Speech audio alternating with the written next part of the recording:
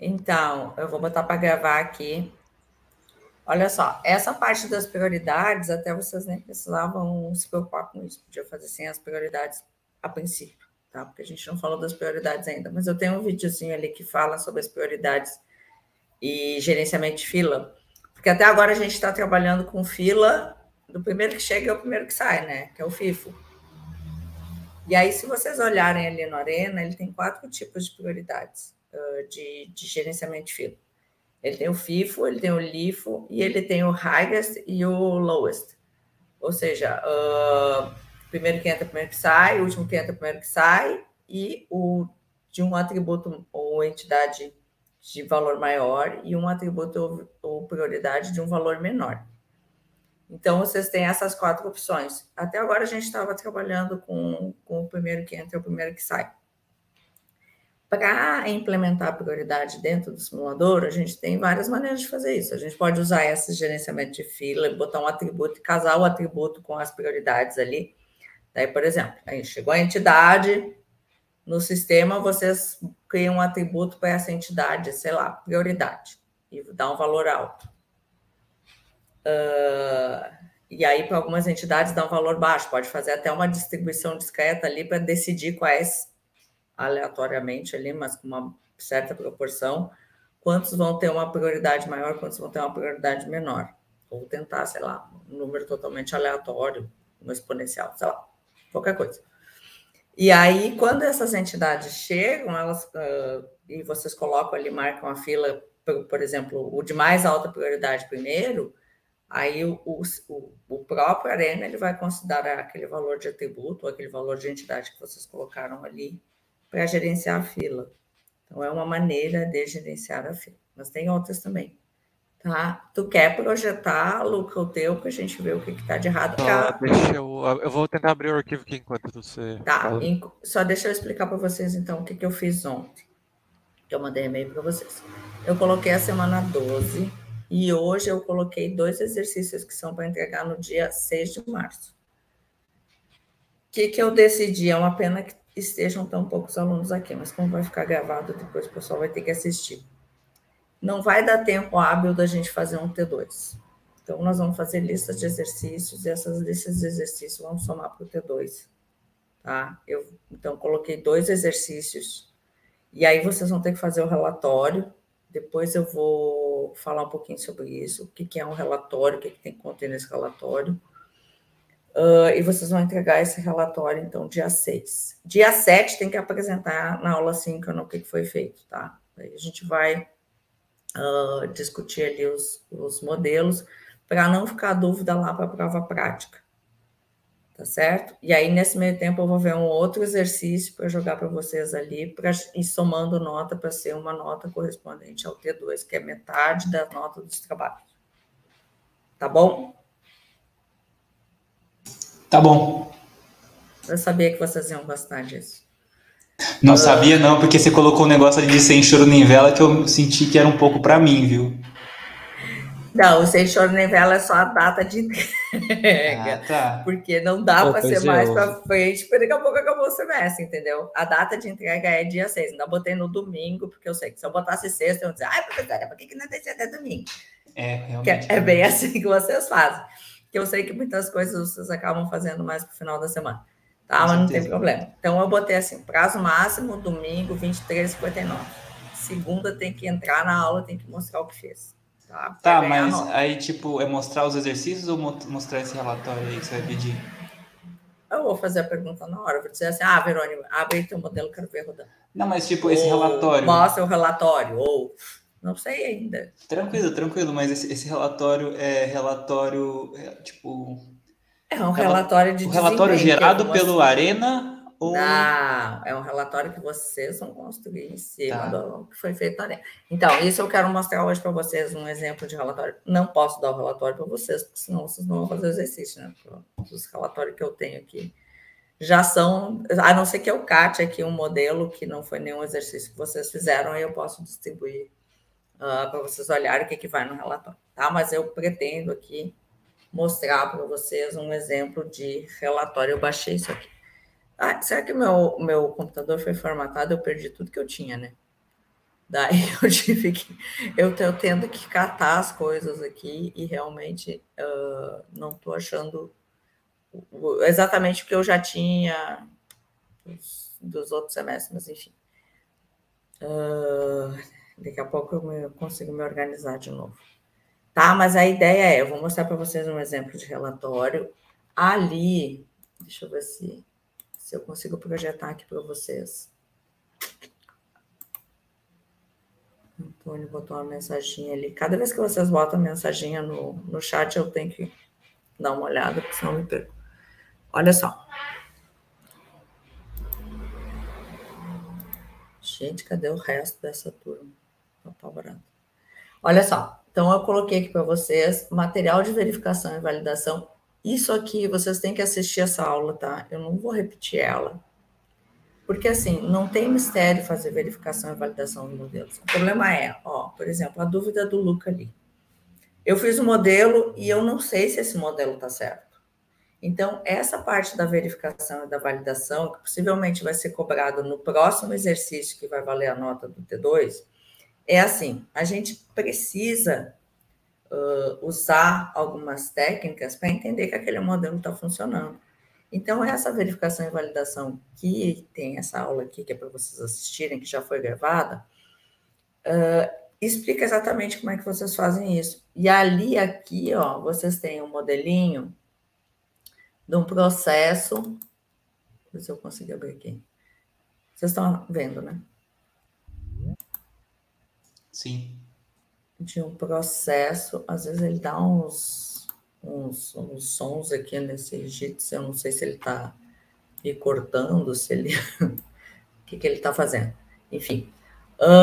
Então, ali vocês têm um exemplo, e é para vocês tentarem fazer isso aqui, que é justamente como que vocês sabem que esse processo... porque eu tenho aqui um problema que a minha entidade tem que entrar e passar pelo processo A, depois pelo processo B e sair do sistema. E quem entra pela entidade, pela entrada 2, tem que entrar, passar no processo B, obrigatoriamente passar no A para depois sair. Então, ele é um modelo bem simples, mas que ele tem essa determinação ali. A entidade só sai se passar pelos dois processos. Então, como que eu vou saber se ela está fazendo exatamente o que ela precisa fazer? Olhando assim e mandando executar, eu não tenho como adivinhar se os processos estão passando nas duas ou não. Deixa eu ver se vai gerar aqui o relatório. E aí, então, vocês têm ali naquelas aulas a explicação de como é que faz para validar isso, para verificar se realmente esses processos estão passando nas duas entidades. O meu rico Windows deu uma travada aqui, não sei o que aconteceu, parou tudo.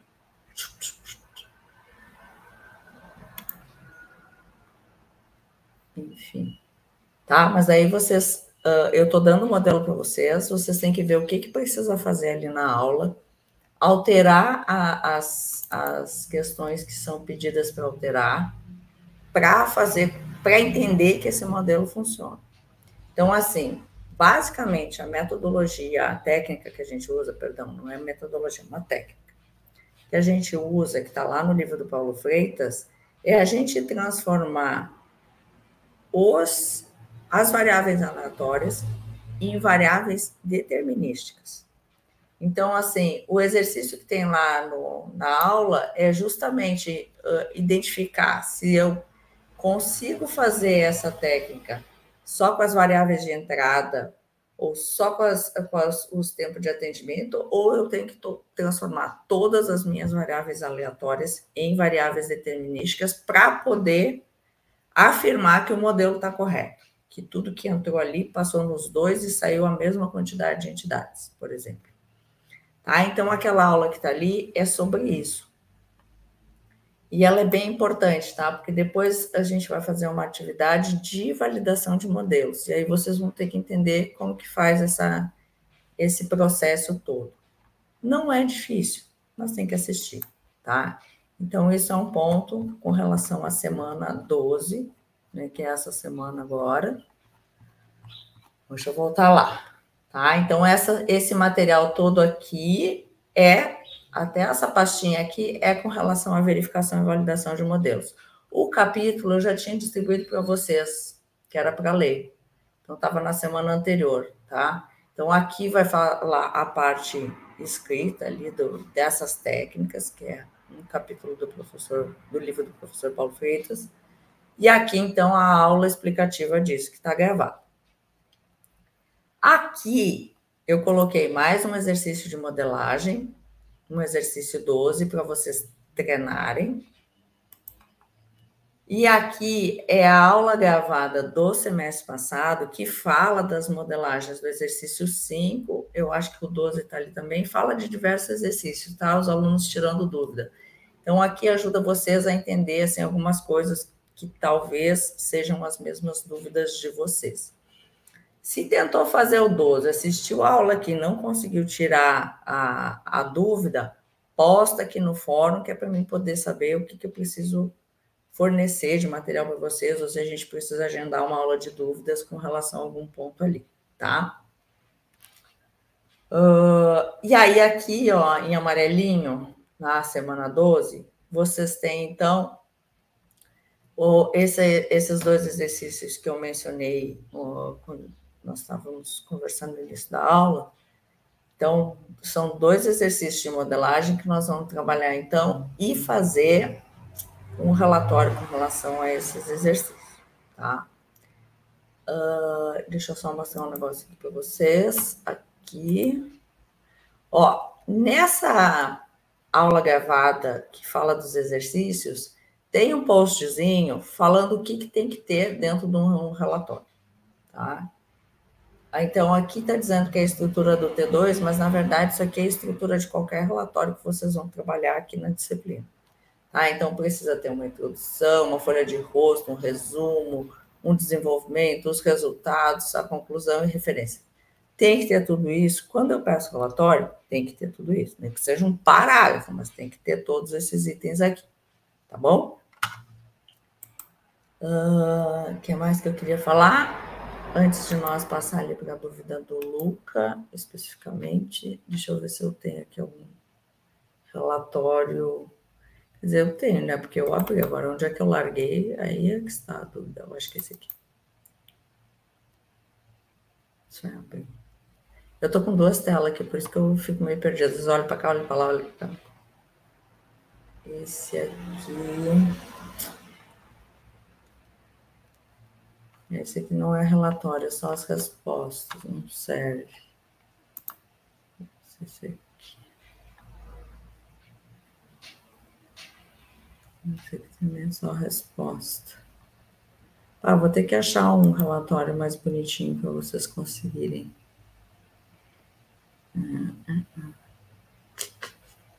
Onde que eu botei outra coisa?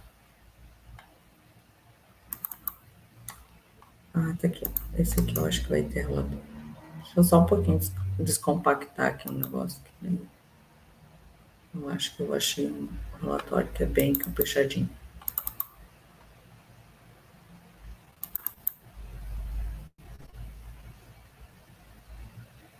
Aí tá em Word.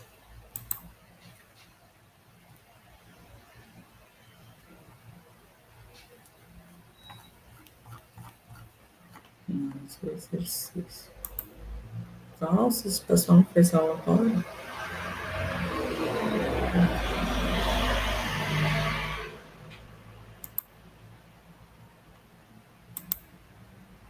Gente, é tanta coisa que a pessoa se confunde. Enfim, eu vou encontrar aqui um relatório. Eu peço relatório aqui, aparece todos do projeto integrador.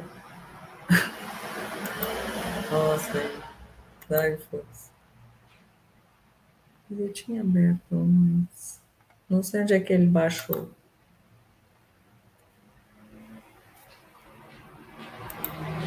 Bom, daqui a pouco eu acho aqui, para vocês não ficarem perdendo tempo. Conseguiu achar o exercício aí? Sim, achei. Então, eu vou interromper a minha tela, então bota tudo. Enquanto isso, eu vou catando o relatório aqui para vocês.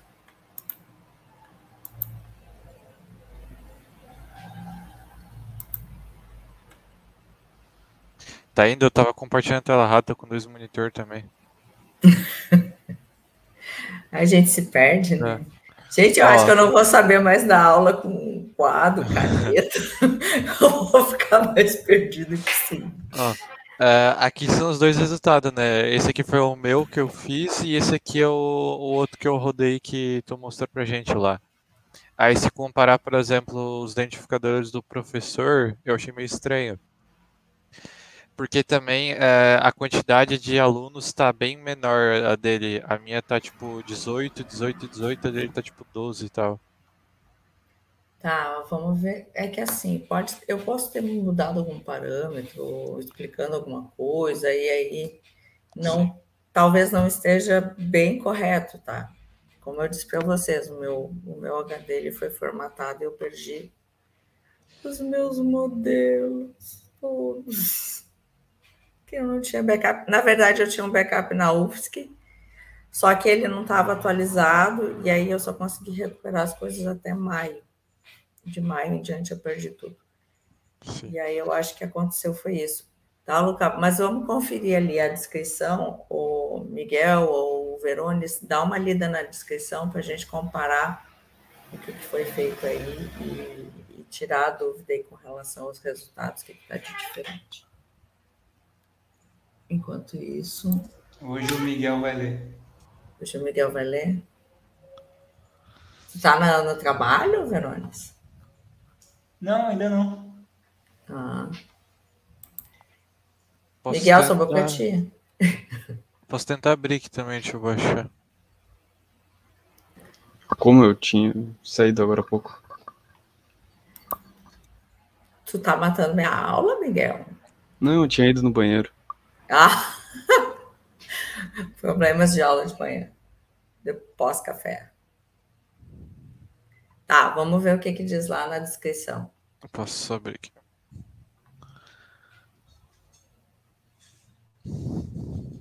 Quer que eu leia? Pode ser?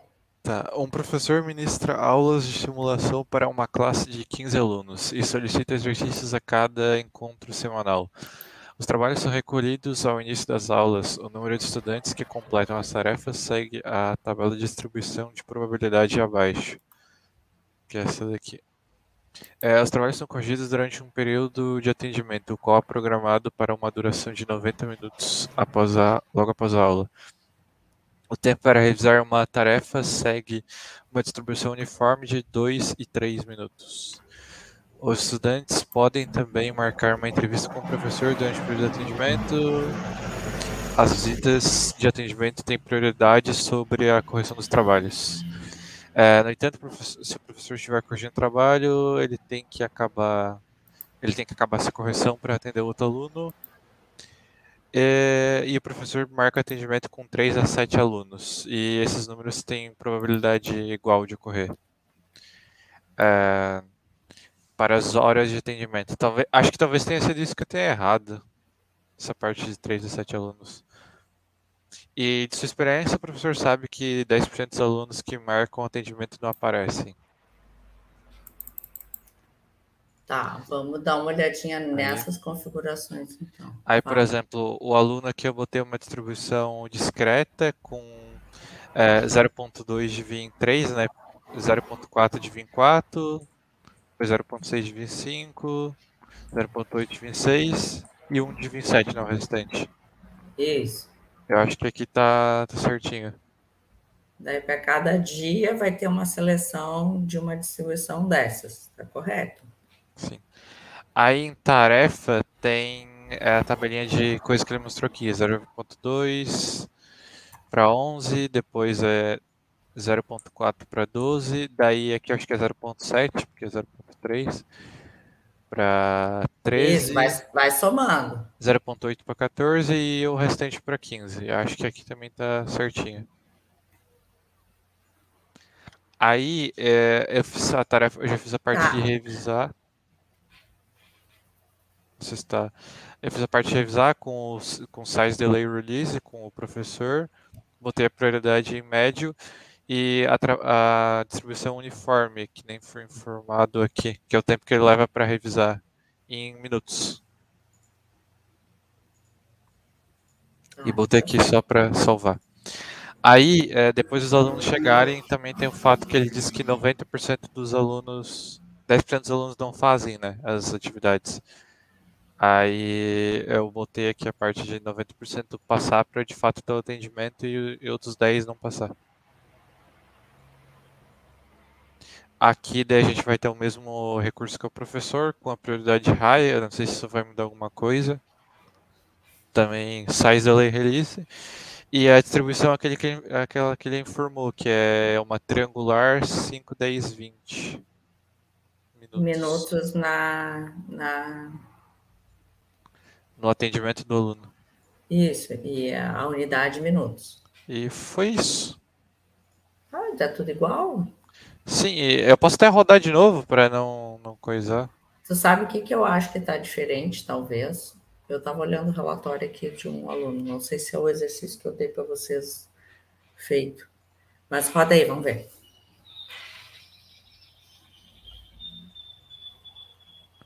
Esse aqui é o meu resultado. Eu posso rodar o outro também. Ah, o teu resultado deve estar em horas. Vai ali e olha nos parâmetros. Deixa eu ver o dele como é que fica. É que teoricamente... Tem que parar aqui. Bota... Eu acho que pode ser talvez isso. O dele tá em 1 minutos. Mas que estranho, porque geralmente ele puxa a mesma configuração. Tu tá rodando por 1h30 e tá aparecendo em horas. Não, mas aqui, ó. Base time units. Bota minutos. Aonde que eu não... aqui. Porque daí ele vai te emitir no relatório, vai medir em minutos. Sim. Senão ele te dá a resposta em horas. Ele não deixa rodar dois simulações ao mesmo tempo. Tu tem que parar. Mudou os valores, mudou. Eu acho que ainda vai ser diferente dele, porque o dele tá vindo menos alunos, né? Deixa eu te dizer o que ele fez que talvez esteja diferente. Vai ali nos teus processos creates. Peraí. Quais processos? No create tarefa e no create aluno. A diferença está aí. No create tarefa, aluno, qual é o máximo de alunos que chegam?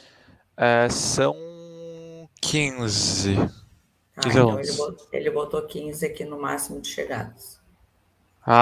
Eu acho que deve ter tido algum bug, então, porque que tá 1 também. E no de tarefas, eu acho que tá 7. Acho que talvez bugou a arena, porque aqui pra mim mostra 1. Pode ter sido isso. Deixa eu testar então. Talvez seja isso realmente. Tarefas é limite de 7, né? Eu acho que sim. Deixa eu rodar de novo então. Tá os mesmos resultados do anterior. Mas assim, a modelagem tá certa, tá? Sim. Então é isso que interessa. Inclusive, isso é só uma pergunta minha. Se a lógica tu tiver certo e tal, esses erros vão ser considerados? Ou... Porque assim, quando que é o erro? O que é um erro de modelagem? O erro de modelagem é quando, vocês não atendem o que está sendo pedido, de alguma forma. Porque existem várias maneiras de resolver o mesmo problema. É que nem programação. Então, assim, o que é um erro de modelagem? Um erro de modelagem é quando existe um erro lógico na sequência ali do modelo. Por exemplo, tu interpretou e fez direitinho. Daí, sei lá, num determinado momento tem que fazer um decide ali para encaminhar os alunos e você simplesmente ignora aquilo ali ou coloca outra coisa para fazer ou não bota aquela etapa. Daí tem um erro de modelagem. Muitas vezes, o que acontece? O aluno faz, daí não estudou, não sabe a arena, não domina nada disso, e aí não consegue rodar. E aí começa a dar aqueles erros de número de entidades ou qualquer outro erro de programação ali que o modelo não executa. Então, isso também é um erro de modelagem. Então, assim, se o teu modelo assim, tu seguiu tudo certinho, botou os dados direitinho, e ele executou, beleza, é um bom sinal, sabe? Eu não vou comparar se os teus resultados estão exatamente iguais aos meus resultados, porque aqui, às vezes, ele gera o mesmo, dependendo se a gente usa expression ou random, ali na geração dos números. Se eu uso expression, eu sei que se todo mundo usar expression, ele vai me dar o mesmo resultado. Se a gente botar no random, ele vai gerar resultados diferentes. Porque são variáveis aleatórias. Sim. Entendeu? O que Então, eu fiquei tem mais esse também. com dúvida na hora que eu tava modelando, assim, antes de olhar o coisa, né, pra me basear, foi, tipo, eu não sabia que dava pra ter várias entradas, assim, ao mesmo tempo, sabe? Dá para ter várias entradas. Eu vou Então, tentar fazer depois o novo ali que tem. qual é a diferença de tu ter duas entradas, que até agora a gente não tinha trabalhado com isso? A gente só tinha normalmente uma entidade. Né? Quando tu tem duas entidades diferentes na simulação, tu tem que fazer entradas diferentes, porque são coisas diferentes. Então, isso aí são duas variáveis aleatórias que estão chegando no modelo. E aí elas têm distribuição diferente, elas vão ter tempos diferentes, então elas têm que chegar de forma diferente. Tá? Sim. Acho que Mais era isso. alguém tem dúvida? Eu tenho, só que uma dúvida bem tosca. Fala, Felipe. Eu ainda não sei direito como que, tipo, pelo problema, assim, eu não sei identificar quando usar o 6 delay release, o delay release e o 6 delay. Tá, Eu normalmente... peguei mais ou menos, mas não tô dominando ainda. Tá, é que assim, quando tu tem um processo, tá? Aquilo ali é um processo, né? Deixa eu botar aqui o relatório do... Achei um relatório aqui, desses dois exercícios. Talvez esse eu possa distribuir para vocês, porque são os exercícios que vocês estão fazendo para estudar, tá? Achei um relatório aqui do Carlos Eduardo que está bem direitinho. Então, semestre passado eles tiveram que fazer esses exercícios e entregar um relatório, tá? Então, esse aqui é o relatório. Estou passando aqui. Tá? Aí aqui ele fez uma introduçãozinha, fez o objetivo do trabalho, o desenvolvimento, que são as modelagens que ele fez. Então, ele copiou aqui de novo o que é a descrição do que foi pedido. Em seguida, ele colocou aqui o 6 delay, delay release, explicando como é que configurava, e mostrando aqui como que ele resolveu o problema. Tá? Quando que eu uso um e quando que eu uso outro? Quando o processo é independente e tem um recurso próprio, a gente vai usar o CEASY, Delay e Release. Tá? Então, vou lá, quero um processo. Deixa eu abrir aqui uma caixinha nova. Eu quero criar processos independentes, ou seja, aquele processo ele vai ter um recurso responsável por atender aquela fila ali. Daí vocês vão criar o processo e vocês vão selecionar. Deixa eu aumentar aqui. Vocês vão selecionar o 6 Delay Release. Automaticamente aparece recurso aqui, vocês são obrigados a adicionar um recurso. Vão botar aqui o valor relacionado ao atendimento. Então, aqui é a variável aleatória do tempo de atendimento do recurso para aquele processo. E quando a gente diz que é CEASY Delay Release, a gente está dizendo que esse recurso ele vai se apropriar da entidade, vai demorar um tempo e depois vai liberar ela. Isso representa que é um atendimento. Então, um atendimento completo de uma tarefa. Tá? E aí libera, e aí se eu colocar outro processo aqui, e também usar CIS delay, eu sou obrigada a criar um novo recurso, porque daí não vai ser mais o recurso 1, vai ser o recurso 2. Vou colocar aqui um valor de atendimento e vou criar. Quando eu faço CIs delay release para cada processo, eles são independentes, ou seja, esse processo aqui atende a entidade e passa lá para frente. Esse aqui vai atender as entidades que estiverem na fila e vai liberar essa entidade. Vocês notem que quando isso é feito, tem duas filas, porque é uma fila para cada recurso. Ou seja, como se eu tivesse lá na lavação de carros, eu tivesse 2 lavadores com 2 espaços, cada um lava o seu carro, independente do outro. Certo? Dá para entender isso? Aham. Tá.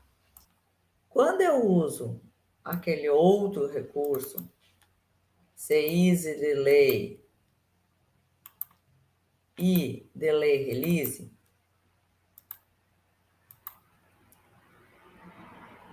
aí aqui eu tenho que, sou obrigada a colocar o mesmo recurso. Se eu botar um recurso diferente, dá bug, tá? Por quê? Porque aqui, ó, notem que ficou uma fila só. Essa entidade vai chegar, aí aqui tem CIS e delay. Então, quer dizer que ele vai se apropriar da entidade, vai atrasar atendendo alguma coisa. E vai passar para o processo seguinte. Esse processo seguinte vai demorar um tempo, que está ainda fazendo algum atendimento, e depois libera a entidade para fora aqui do processo. Quando ele liberar essa entidade aqui, que vai entrar uma outra entidade dentro do processo. Por quê? Porque esses dois processos estão sendo realizados pelo mesmo recurso. Então, se eu só tenho um recurso, ele não pode fazer duas coisas ao mesmo tempo e atender uma terceira. É como se eu tivesse duas tarefas. Digamos que vocês vão, sei lá, na lotérica, a Caixa atende vocês e vocês, sei lá, tem 3 boletos para pagar. Ela não pode atender a pessoa que está a seguinte enquanto não terminar de fazer aqueles pagamentos dos boletos de vocês. Então, é como se tivessem 3 tarefas para um recurso. Então, aqui acontece exatamente isso. Eu tenho o mesmo recurso e 2 tarefas diferentes para processar. E essas tarefas têm tempos diferentes. Aí eu vou liberar. E aqui vocês ainda têm uma outra opção que eu não tinha falado ainda, e ninguém perguntou, que é só o delay. Quando é que eu uso só o delay? O delay, sozinho, é utilizado quando vocês precisam representar, por exemplo, que dentro daquele modelo tem um atraso de deslocamento, por exemplo. Digamos que, ó, eu tenho que representar um tempo constante de 2 minutos dentro do meu modelo. Aí, o que vai acontecer? Isso aqui vai atrasar 2 minutos todas as entidades. Mas ele não tem recurso, ele não está atendendo ninguém, ele não está fazendo exatamente nada, apenas esperando a entidade se deslocar. Se a gente estivesse modelando uma fábrica, é como se eu tivesse uma peça que vai para uma esteira e tem que ir até a próxima etapa do processo naquela esteira. E aquela deslocamento dentro da esteira leva, sei lá, 1 minuto, 2 minutos, 10 segundos, 20 segundos, quanto tempo for. Mas aí ali a gente não tem recurso. E não tem atendimento. Mas tem um tempo que é significativo para o modelo, que se chama deslocamento. Ou se eu tivesse que representar um caminhão e esse caminhão tivesse que liberar a carga e voltar, e eu precisasse contabilizar esse tempo dentro do modelo de simulação, eu também vou usar um recurso de deslocamento. E aí, a gente usa, então, o delay. Eu posso optar aqui, ó, por não colocar esse valor na simulação. Também tem essas opções aqui, ó, de alocação. Digamos que eu tenho um deslocamento que é só uma transferência de um lado para o outro. E aí eu posso, então, usar esses recursos que estão aqui, porque no meu entendimento, por exemplo, o deslocamento não faz parte do tempo de atendimento do recurso, mas ele faz parte dentro daquele processo todo da simulação. Tá? Então, são essas opções que vocês têm com relação às alocações aqui e para que elas servem. Verones, melhorou? Melhorou muito. Obrigado, professora. Tá. Alguém mais tem dúvidas, assim, dessa magnitude sobre as modelagens? Gente, é o momento de vocês tirarem as dúvidas. Ops. Então, esse modelo aqui, ó, vocês vão... De repente, eu sugiro que vocês refaçam ele nessas caixinhas novas, né? Vocês estão vendo que ele está amarelinho, quer dizer que ele veio importado do Arena anterior. Assistam aquela aula de validação e verificação. Coloquem esse modelo aqui para rodar.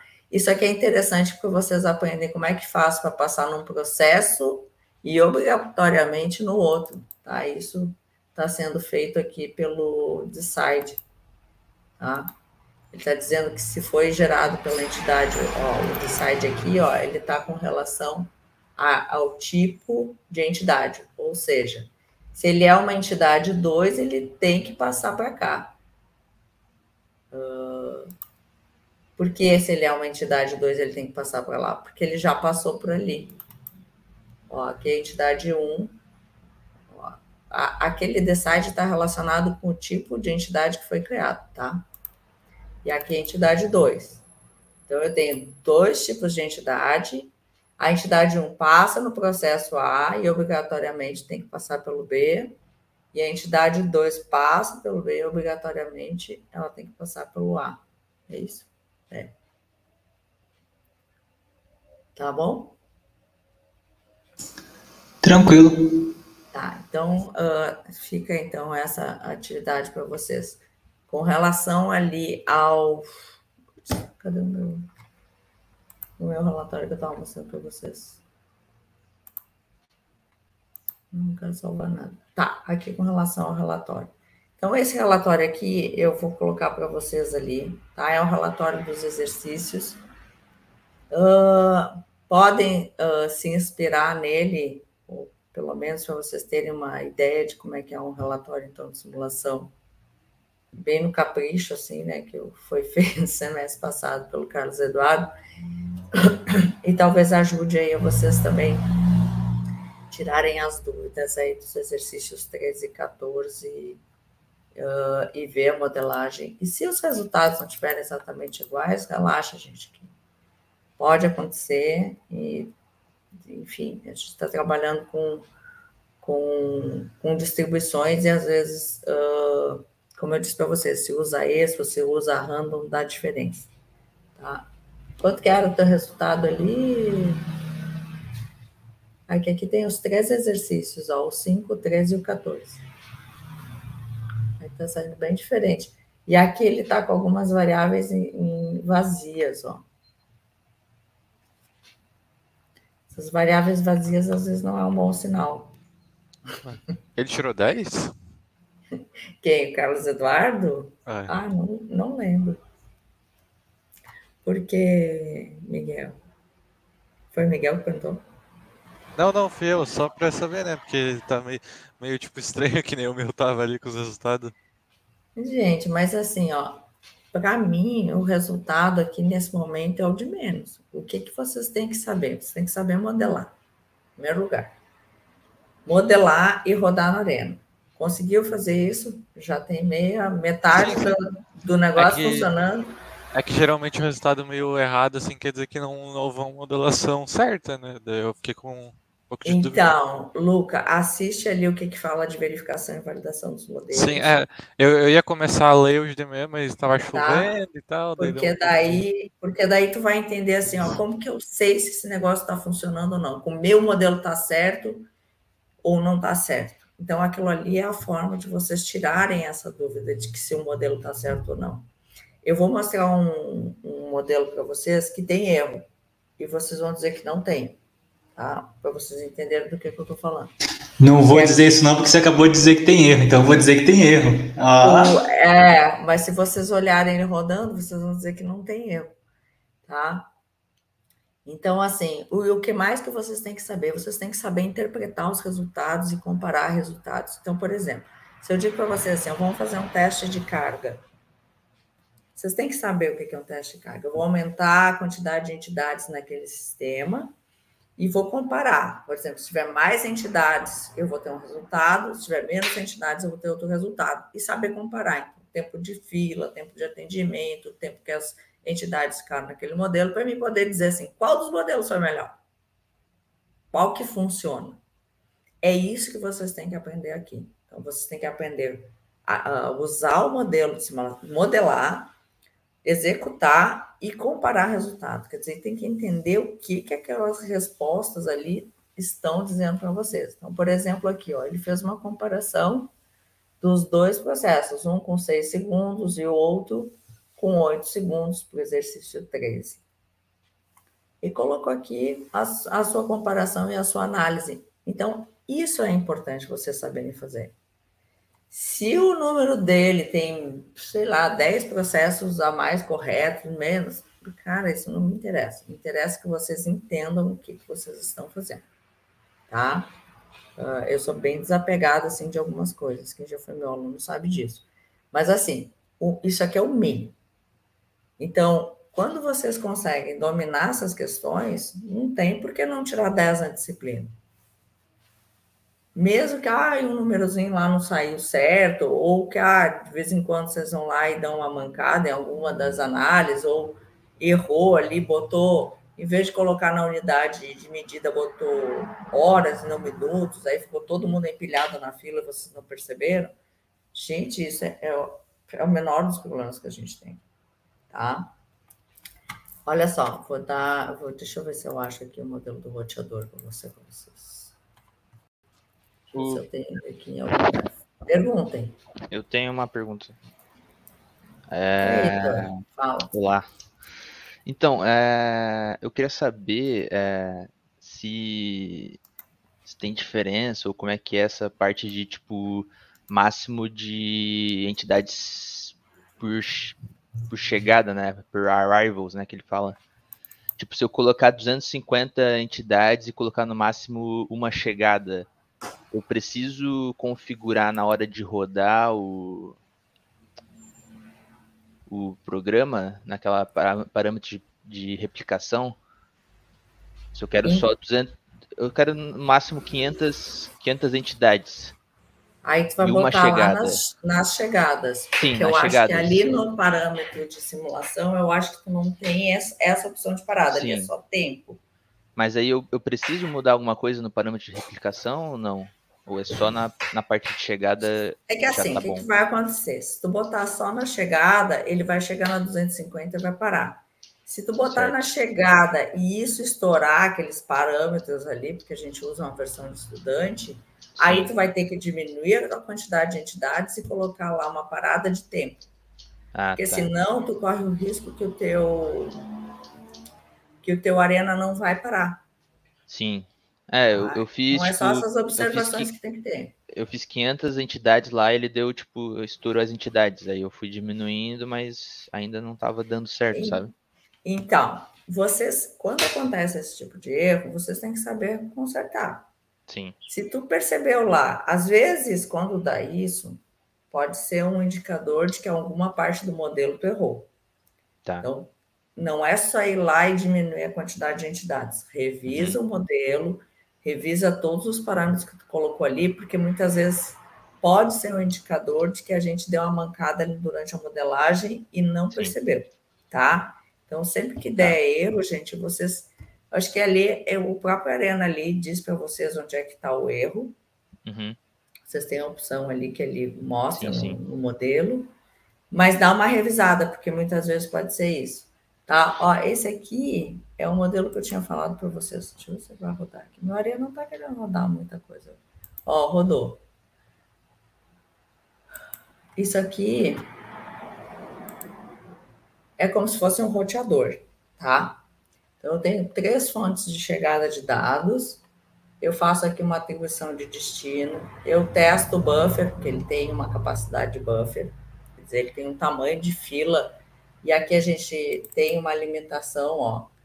Aqui tem variáveis que vocês usam do próprio sistema. Então, eu tenho aqui, ó, NQ, quando eu quero saber o tamanho da fila, de uma fila, eu posso usar esse NQ, tá? Então, ó, se NQ do roteador.kiwi, que é a fila desse processo roteador, for menor que a capacidade do buffer, então vai tocar. Quem é a capacidade do buffer? Capacidade do buffer é uma variável. Onde é que andam as variáveis aqui nesse modelo novo? Então, nesse Basic Process. Ó, capacidade do buffer tá aqui. Aí eu tenho ela aqui com o valor de 10. Posso mexer nesse valor? Posso. Posso botar quanto eu quiser? Não, porque ele vai ter uma hora que ele vai estourar. Eu acho que ele estoura em 144. Botei 100. Ó, fui aqui, fui nas variáveis. Lembra que eu falei para vocês que atributo é como se fosse uma variável da programação e variável aqui é como se fosse uma constante? Porque quando eu defino uma variável, ó, eu estou colocando um valor fixo nela.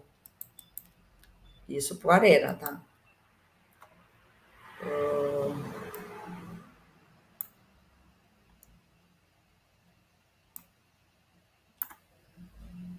Então, isso aqui, ó, NQ, para mim saber o tamanho da fila. NQ é number of queue, eu acho que é que significa. Então, isso aqui é da linguagem de programação do Arena, tá? NQ do roteador Kiwi. Então, o nome do processo.kiwi é a minha fila, menor que a capacidade do buffer. Então, ele descarta. E aí, aqui vocês têm os registros, ó. Quem foi para o destino 1, quem foi para o destino 2, quem foi para o destino 3, quem foi para os descartados. Rodou, eu tenho resultado. Conta 2 foi 12 pacotes, conta 3 foi 10, conta 1 foi 1.662 e foram descartados 49 mil. E o meu processo roda, o meu não tem erro aparentemente, vocês estão olhando, está rodando. Os dados são esquisitos, mas como eu tenho um buffer só de 100, um processador só é aceitável, quer dizer, ele está descartando mais do que ele está entregando, mas isso pode ser por causa das taxas de chegada, não necessariamente é um erro da simulação. O que está errado nesse negócio? Tem aqui a distribuição discreta dos destinos, ó, então metade vai para 1, 50% para 1, 30% para 2, 20% para 3.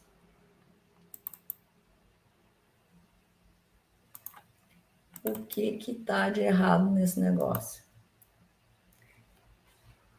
Isso aqui é um exemplo de uma modelagem que foi feita, aparentemente não tem erro, mas tem um erro de programação, tá? O que tem errado aqui nessa modelagem que a gente não percebe? Quando a gente vai aqui no envia destino, ó, ele deveria enviar os destinos para quem? A gente aqui criou um atributo destino. Tá dizendo que, ó, a distribuição, 50% vai para 1, 30% vai para 2, 20% vai para o 3. Então, eu tenho um atributo chamado destino que não está sendo utilizado lá no destino. Aqui no envia destino, eu deveria ter o atributo e não a entidade. O que ele está fazendo aqui? Ele está encaminhando para os destinos as entidades que foram geradas, sem considerar o atributo. Eu tinha que fazer o quê? Trocar esse negócio aqui. Então, em vez de ser em tipo de entidade, eu tinha que usar a variável que foi criada, destino. Aí eu tenho que ver, se o destino for igual a 1, vai para o 1. Se o destino for igual a 2, vai para o 2. E se o destino for igual a 3, vai para 3. E aí rodar de novo. Aí a modelagem vai estar correta. Então vejam que aqui é um erro de lógica que aparentemente não está afetando o funcionamento da simulação, porque a simulação está funcionando, mas a lógica da simulação não está correta. Porque ele não está atribuindo aquele destino que foi criado lá às entregas dos pacotinhos ali do roteador. Legal, né? Bacana. Depois eu vou distribuir esse modelo aqui para vocês, tá? Para vocês arrumarem ali o que está errado e entender bem o que é isso de criar atributo, de fazer essa ligação. Só daí vocês vão ter que consertar o modelo conforme eu falei para vocês, tá? Não parece que é um erro tão difícil de...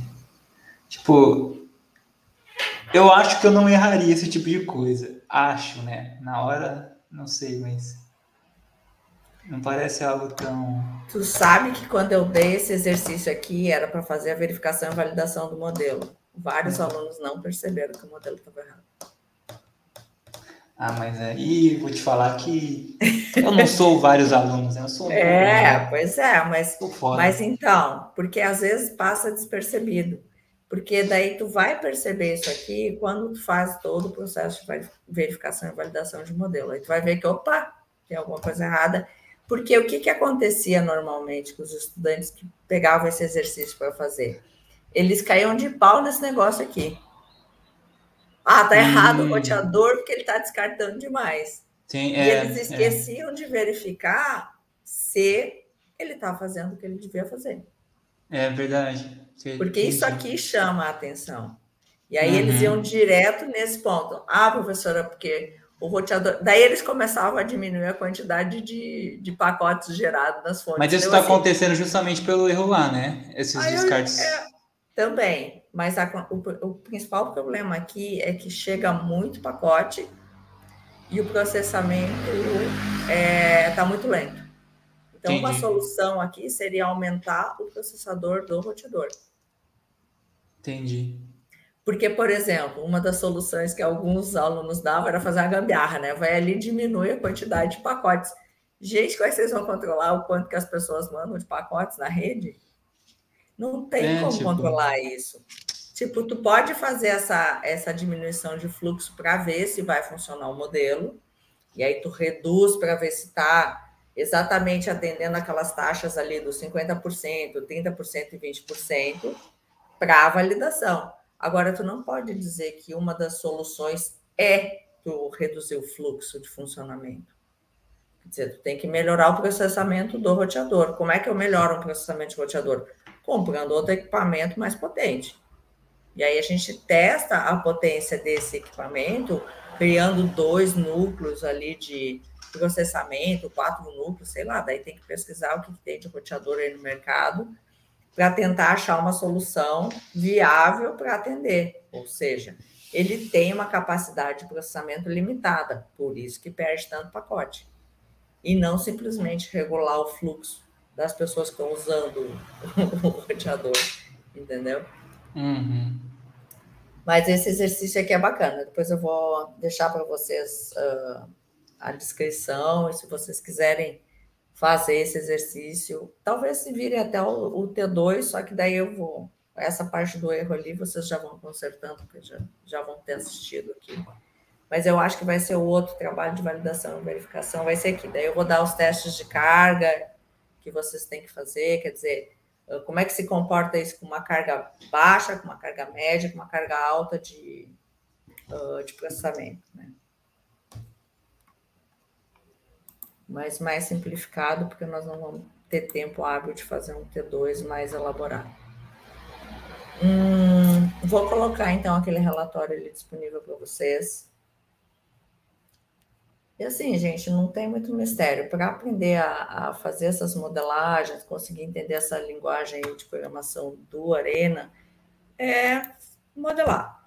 Não tem outra coisa para falar. É que nem programação. A gente não aprende programação lendo. A gente aprende programação programando. Né? E aí, por quê? Não vai ter programas iguais para fazer. Vocês vão ter sempre um problema diferente, vocês vão ter que usar aquela habilidade de vocês para criar a solução. Aqui em modelagem é a mesma coisa. A gente não tem uma receita de bolo. Ah, faz isso que vai funcionar. Tipo, uma fórmula de cálculo. Vocês aplicam lá e dá certo. Modelagem é muito parecido com programação. A gente tem que ir vendo ali o que vai pedindo e tentando ajustar com aquilo que a gente estudou uma forma de representar aquela situação do problema.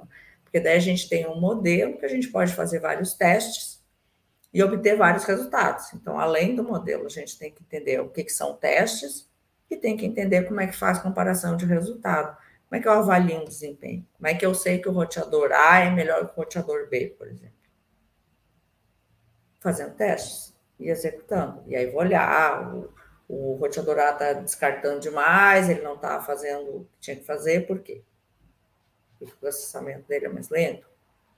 Então, a gente submete 2 modelos. Eu acho que até esse exercício eu vou fazer para vocês. Pega 2 modelos diferentes, submete os 2 aos mesmos testes e analisa e compara resultado. E aí tenta fazer as discussões de resultado em cima daquilo que vocês estão observando. Um fica com mais fila, um tem buffer. Buffer vai dar diferença se eu tiver um buffer maior, um buffer menor. Para quem não sabe, buffer é a fila de espera, né? Todos os equipamentos, normalmente, que a gente trabalha, tem uma fila de atendimento, né? E essa fila não pode ser muito grande, porque corre o risco desses pacotes ficar naquela fila eternamente, nunca mais ser atendido, e eles começam a ter o tempo de vida perdido. Cada pacote que circula na internet, por exemplo, tem um tempo de vida. Então, se eu botar um buffer muito grande, ele corre o risco de os pacotes ir morrendo ali naquela fila mesmo. Então, o buffer tem que ser um tamanho suficiente para conseguir auxiliar e não ser tantos pacotes perdidos, mas o que importa mesmo dentro do equipamento vai ser o processamento dele, a capacidade que ele tem de atender os pacotes que chegam. E o roteador, ele só faz isso, ele pega o pacote e encaminha, pega o pacote e encaminha, pega o pacote e encaminha. É só isso que ele vai fazer. Ele não tem camada de aplicação. Vocês estão estudando redes, ele vai do nível de físico, enlace e rede. Parou ali. Né? Porque o processo roteador é simplesmente definir quem chegou, ver para onde tem que enviar e postar naquele destino, né? Que são as portinhas ali que ele tem que encaminhar. E aí vocês têm as tabelas de roteamento, tal. Mais alguma dúvida? Sobre a distribuição discreta ali, eu não entendi muito bem. Qual delas? Vamos fazer assim. Ali o Luca tinha mostrado que acho que ele tinha utilizado ela na entrada. Ele usou na chegada, mas vocês podem usar na chegada. Aqui. Na chegada, vocês podem usá-la na definição de um atributo. Vocês podem usar ela em vários lugares, tá? Com qualquer outra distribuição dentro do simulador. Deixa eu ver se aqui tem. Discreto.